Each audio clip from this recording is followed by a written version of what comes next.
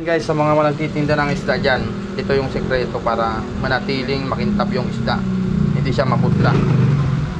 So nagtataka kayo, nagtitinda kayo, bakit maganda naman yung kinuha yung isda, sariwa naman, pero nung kinulir nyo na, nihilo nyo na, pumutla. So ito yung tuturo ko sa inyo guys ha. Ito yung isda natin. So ito na guys, ito yung isda natin.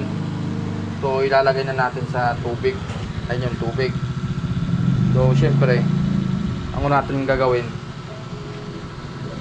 lagyan muna natin ng, ilagay muna natin yung isda.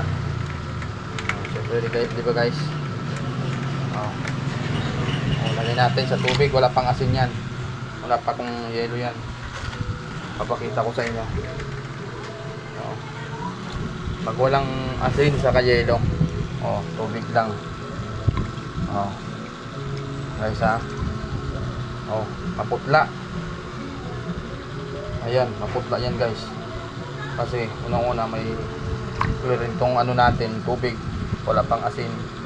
Ayan, maputla. Kita nyo naman. Pag walang ano, walang asin, walang yelo. So, ang gagawin natin, ito yung hasa, maputla rin, gawin natin, alagay natin ng asin guys. Ito yung asin. Asin lang guys ang lalagay natin. Mahirap maglagay pa tayo ng bitchin. Asin lang sekreto dyan. Kaya sa mga magpiprito dyan, huwag nyo nang lagyan asin kasi talagang laging nilalagyan asin yan. Ito. Ayan, lalagay na natin na. Lagay na natin ng asin. Tingnan nyo guys, ang magiging ano yan.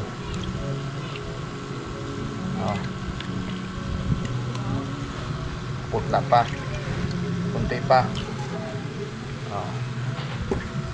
Okay. Tingnan nyo guys, ganda na siya. Pintap na. Kanina maputla yan guys.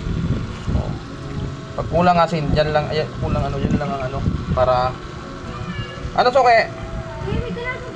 Wala. Salinyasi yan. Diba guys, yung salinyasi, tingnan nyo, ganda. Ganda na nung inasinan. Lalo na pag niyiluhan nyo yan guys.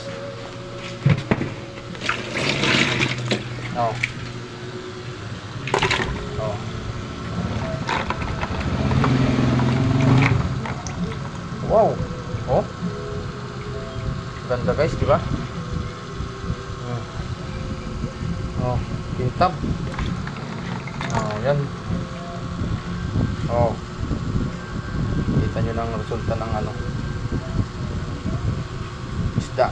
Yan lang ang sikreto guys, para sa mga nagtitinda dyan, yan ang ano gawin nyo para mapili pa rin yung isda nyo kahit hapon, maganda pa. Kung nagustuhan nyo yung video ko guys, follow, like, comment, and share na lang. Display na natin yung ano isda. Ganda guys, kumikintab.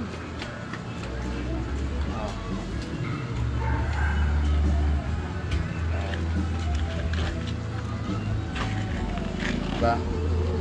Gandang i-display.